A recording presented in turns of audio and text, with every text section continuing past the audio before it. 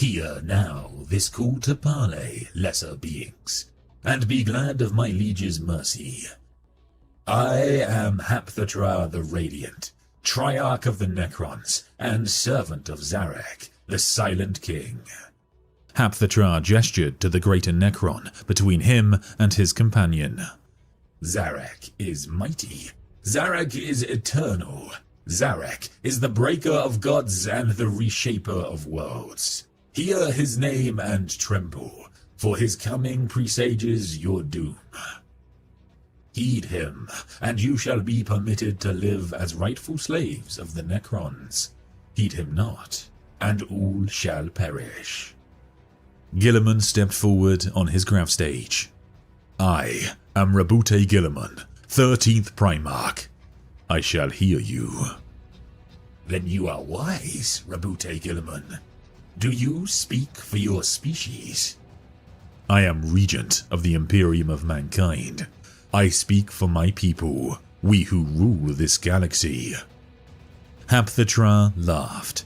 His face did not move, could not, and the sound was all the more grotesque for it. We know of your Imperium. You are primitives who squat upon our worlds and plunder our resources. Your realm is nothing. Compared to the majesty of the Necron Star Empire, you are weak and growing weaker. Your technology is primitive. We see signs of your kind everywhere, yet the worlds you occupy are few in this era. You are a race who has fallen and refuse to acknowledge it. Let it be known that at your peak, you would still have been nothing to us. Be grateful the Silent King is wise and just, or we would have destroyed you immediately without this offer of mercy. Then I assume you have not come here to surrender. Do not mock us, human. State your terms. Hear this. Zarek, Lord of all the Necron race, demands the following. You trespass in the sovereign territories of the Nyalak dynasty, who owe fealty to us. Depart this place immediately. No further attempt to penetrate the contra-empirical nexus shall be made. Any ship or colony found within its bounds shall be destroyed. Return, and your vessels and your warriors shall be destroyed. What of the people who inhabited worlds in this sector? They are our property. They shall remain so in recompense for your actions. The remainder will be permitted to live.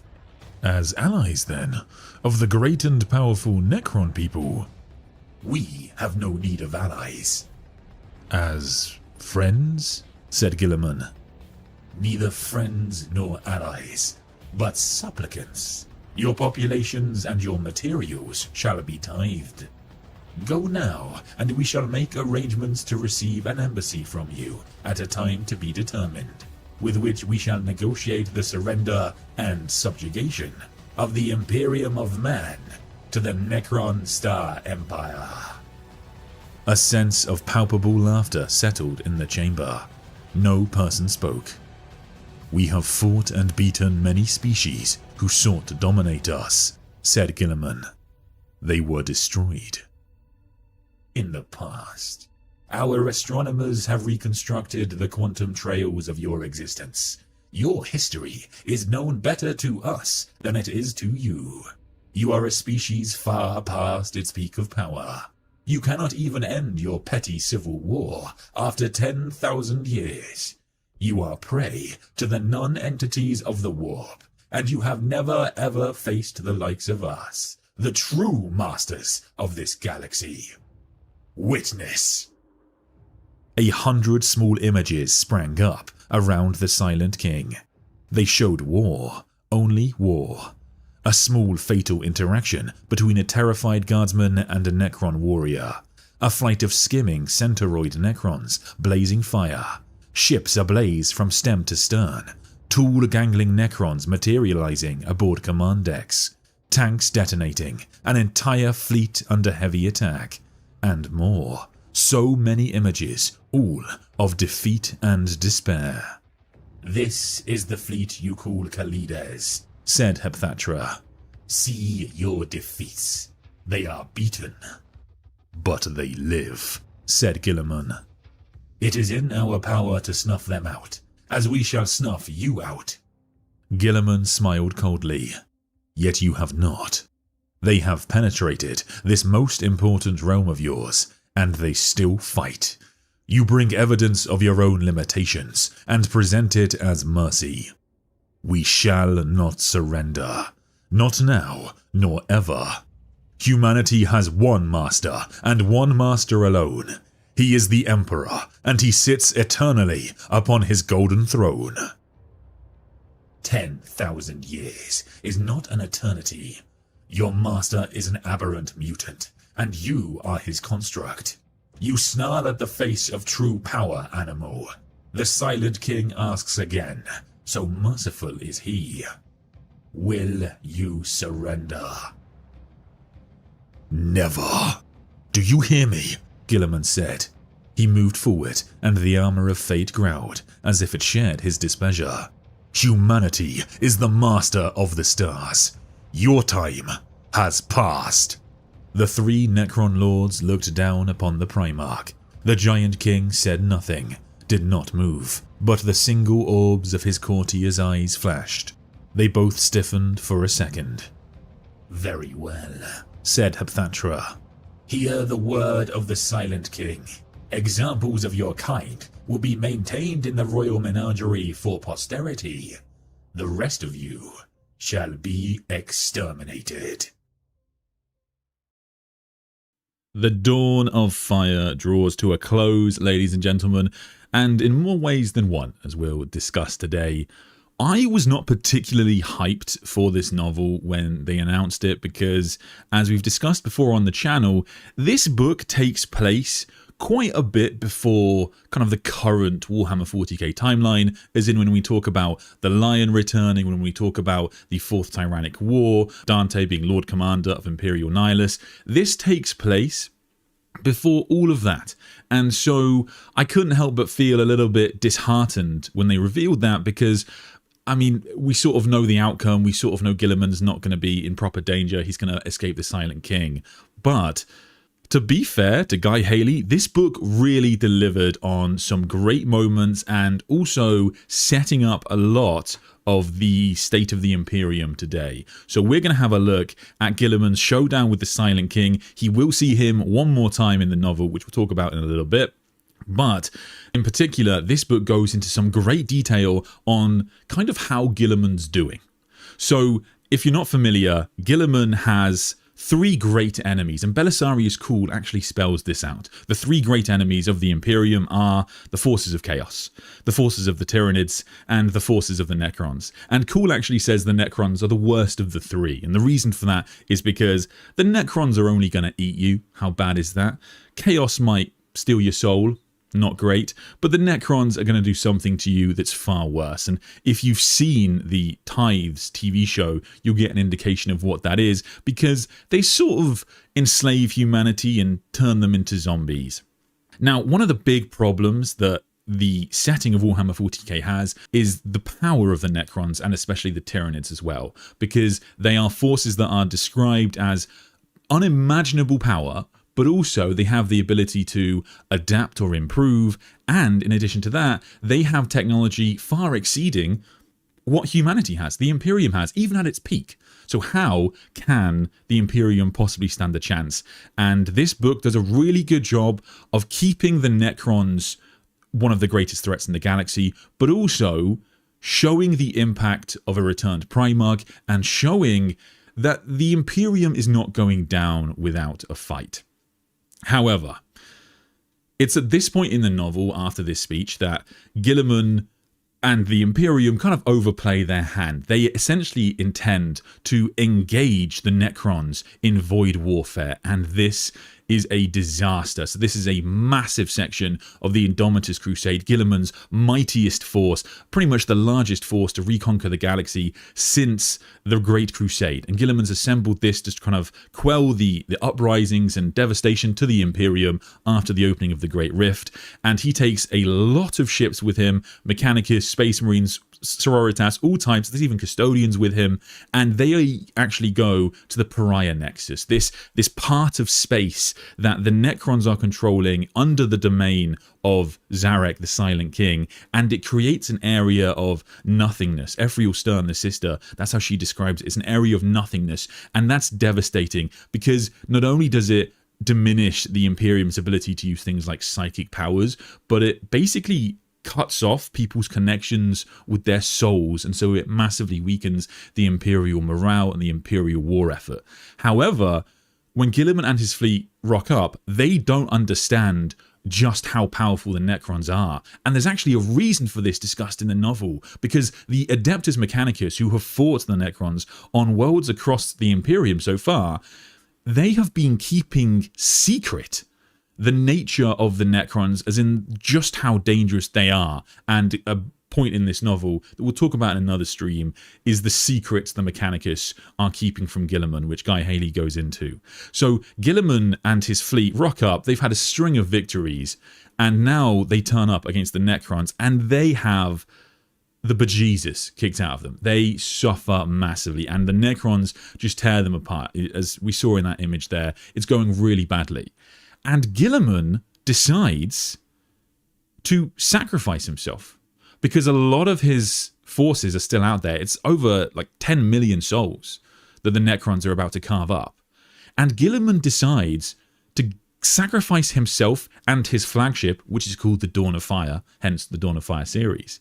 And he does this because even though he's such an asset to the Imperium, he can't be seen to sacrifice this many people. And it's fascinating because in this scene, you have Guilliman talking to a custodian, Maldavar Colquhoun, who is a difficult man, to say the least. And he really doesn't like Guilliman. But he is very angry that Guilliman even suggests sacrificing himself, because Guilliman is the last hope of the Emperor, essentially, and the custodians serve the Emperor. But Guilliman says he has to sacrifice himself, he has to give himself up, because yes, it might be the case that humanity will suffer without him, but not only is this 10 million people, but if the forces of the Imperium see that Guilliman sacrifices 10 million people for himself, there's going to be rebellions across the Emperor's realm. And so he decides that his life is worth less than this. And so he actually sacrifices himself and his Dawn of Fire flagship as bait for the Necrons, and the Silent King can't help but go and attack Guilliman. However, there's one other reason Guilliman was willing to sacrifice himself, and that's because he is starting to out-trickster the Trickster Eldar. If you're not familiar, Eldrad Ulthran is a Farseer of Craftworld Ulthwé. He's probably the most important Eldar character outside of maybe Ivrain, depending on wherever the Inari story goes. And he has previously been against humanity, he's previously sorted humanity's destruction, but over the last 10,000 years, he's come to the conclusion that the fate of the Eldar will be tied to the fate of humanity, and so he has actually committed to not only aiding humanity where possible, but he has sent one of his top Farseers called Ilian Natase to work with the Ultramarines. Within the Ultramarines flagship, there's a Eldar Farseer and some Dire Avengers who just sort of live there, and they hate their lives because they think human beings stink, they hate human technology, they hate all of this, but they're under orders from Ulthran to keep the Primarch alive because the Primarch is the best hope for humanity, and humanity is needed for the Eldar. Guilliman knows this exists, and he knows just how tricksy the Eldar are, and he literally says in this book that he is willing to sacrifice himself because he's quietly confident that the Eldar will pull something crazy out of the bag and try and save his life. And what do you know? That is literally what they do. So as Guilliman sends his flagship into the bulk of the Necrons, it's a really cool scene. You get Guilliman fighting Necron Overlord. You got Guilliman, you got Sicarius, you've got Custodians, you've got Ultramarines. It's an epic scene fighting against these Necrons that are overwhelming their ship. And then all of a sudden, the Eldar pop up. These Craftworld Eldar, and Guilliman's like, I kind of figured you were going to come, but we could do with some help. So sure enough, the Eldar say, we've got a plan to save you. And it turns out they've built kind of like a mini webway gate within their room, and this will provide the Ultramarines, the Custodians, and everyone exit from the flagship as it's being destroyed.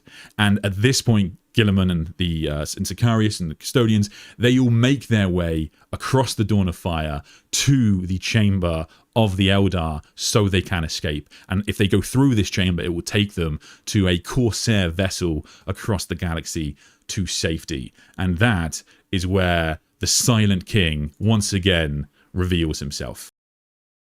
Something had a hold of the gateway. The Eldari were shouting at each other. Sicarius did not understand their speech, but it was clear the Necrons were forcing entry somehow, another thing that was beyond the wit of man, but within the grasp of these vile alien machines. The very air split, dazzling green shone upon them. The cracks broadened, smoothed out, became a growing ellipse that opened upon another room, on another ship. The walls, floors, and instruments were all blackstone. A green light suffused everything, glaring balefully around the instruments and control globes set into the consoles around the deck, where hunched metal creatures worked. At the center of this hive of Xenos activity was the Silent King. He was immense, far taller than his minions. Behind him was an oculus of unimaginable size, where Sicarius could see the Dawn of Fire dying from a million lurid beam cuts. The Silent King had his back to this scene of defeat and was looking through the gateway directly at them.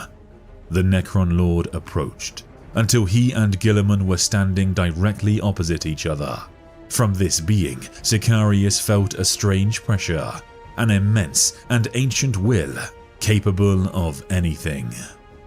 Guilliman released Sicarius and unlocked the Sword of the Emperor from his bag. Behind the Necron King, the Dawn of Fire finally gave in to its tormentors. It died cleanly in an orb of fusion fire. Debris spread in every direction, the flames of its end reflected from the hunched, uncaring metal figures. Activity on the alien command deck ceased, and every being upon it turned to face the Primarch. You and I shall decide this now, said the Silent King. Still, he did not speak for himself.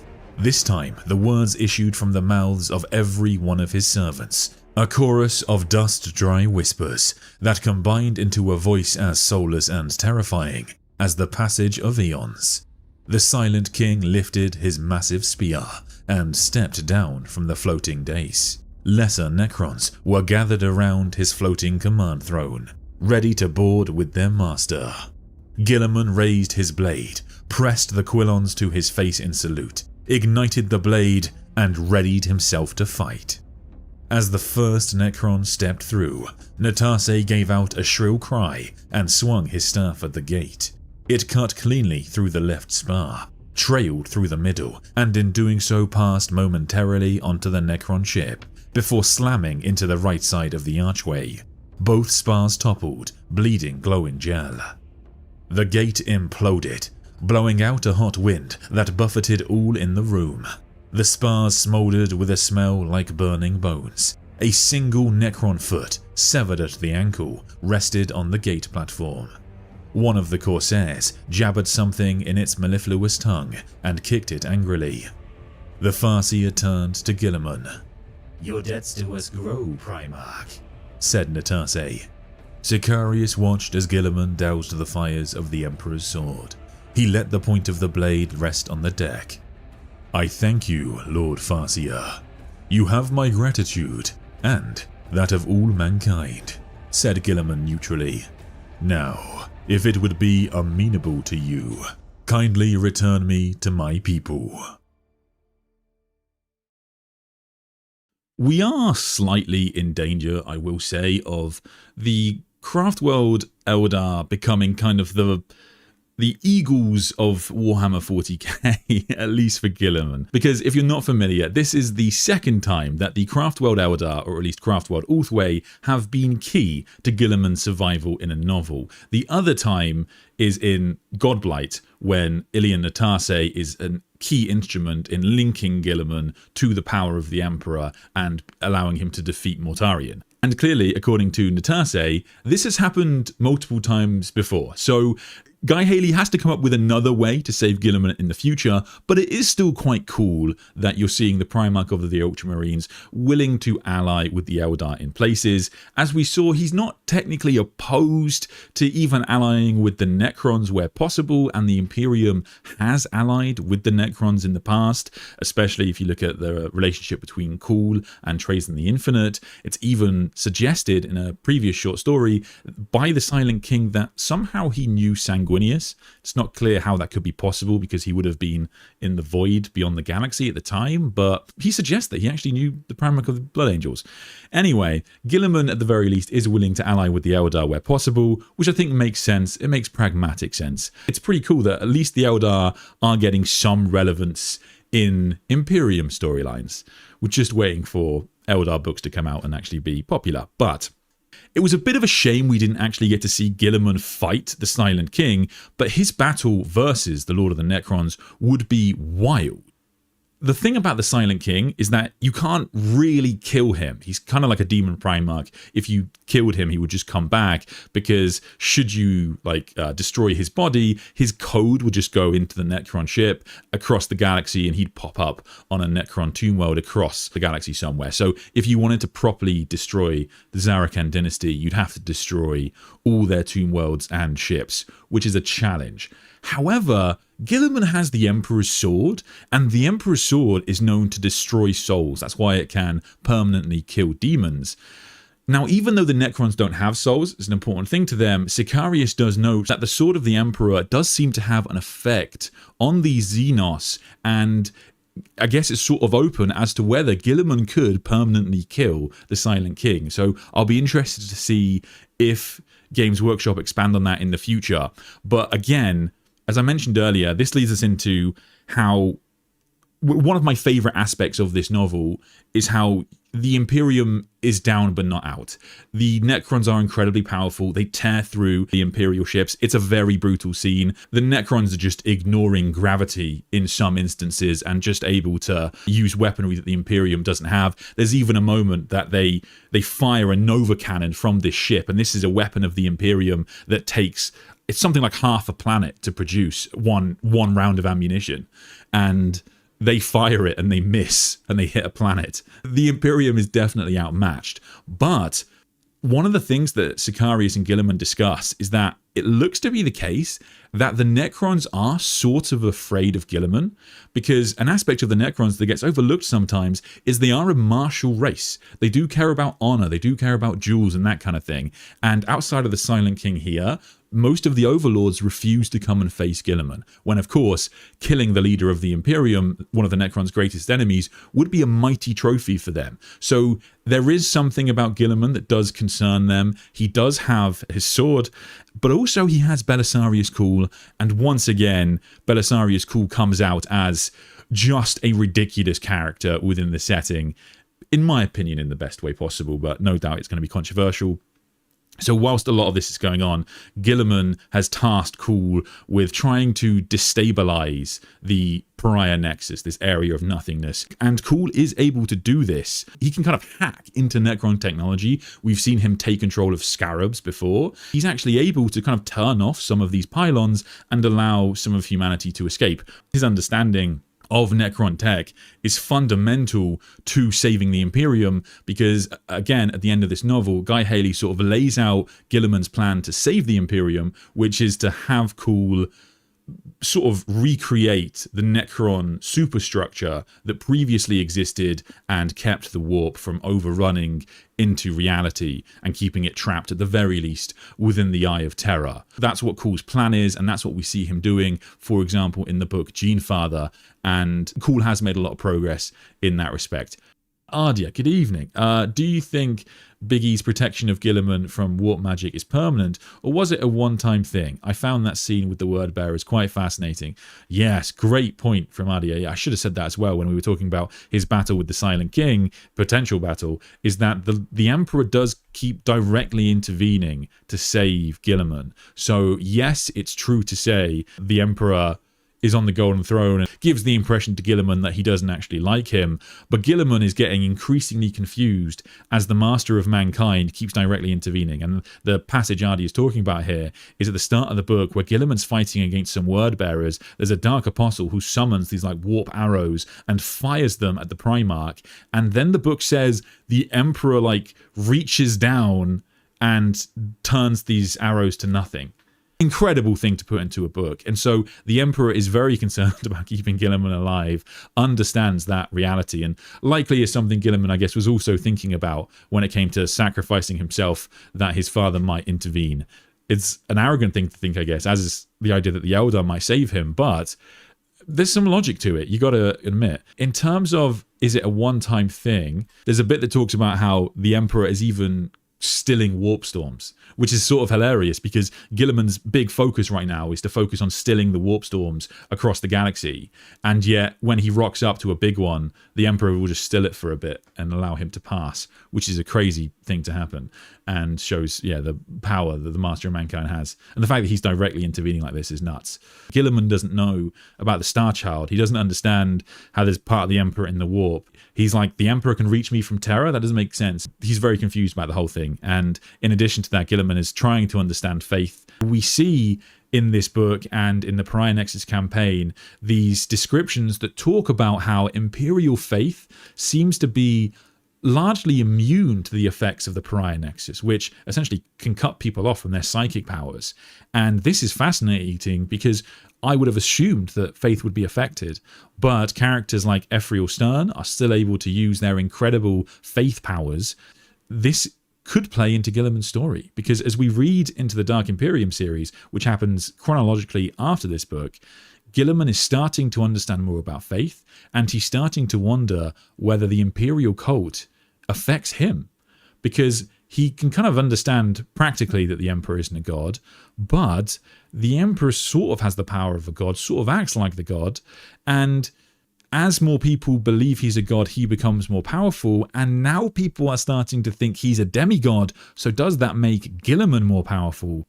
If Guilliman understands this now, he might be able to lean into this idea that he might have some faith-type abilities granted to him by the denizens of the Imperium, and maybe he can use these in his fight against the Silent King. So it wouldn't surprise me for Guilliman to be rocking up to the Silent King a bit more confident and a bit more willing to take him on, really.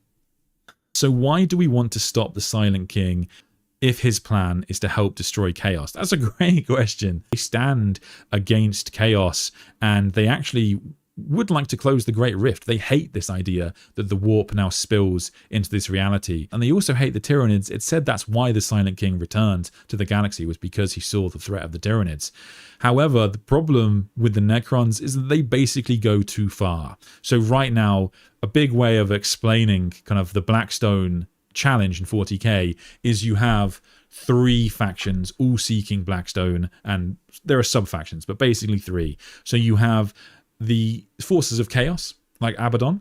He would like lots of Blackstone because you can charge Blackstone one way, and that will allow the warp to spread more into the galaxy. So you could actually use Blackstone pylons if you wanted to and charge them like the right way. You could extend the Great Rift, and you could extend it towards Terra. So Abaddon would like to accomplish that, and also gain all kinds of crazy technology, which he uses through Blackstone. Then you have Belisarius Cawl and Guilliman, the Imperium. They want to create a big network of worlds with Necron pylons on them so that they can close the Great Rift, and maybe even the Eye of Terror, and restore the Emperor's Light to all of the Lost Worlds in Imperium Nihilus. And the Necrons want to do the same thing, they just want to go way further. They would like to extend the Pariah Nexus as far as possible. This would pretty much cut humanity's souls off from them, and it would destroy the psychic abilities of so much of the Imperium and humanity. So both the Necrons and the Forces of Chaos are seeking to kill humanity, just in very different ways. So even though the Silent King, he does hate Chaos, he does hate the Tyranids, he's not an ally just yet. So we'll see. Let me know what you guys think in the comments.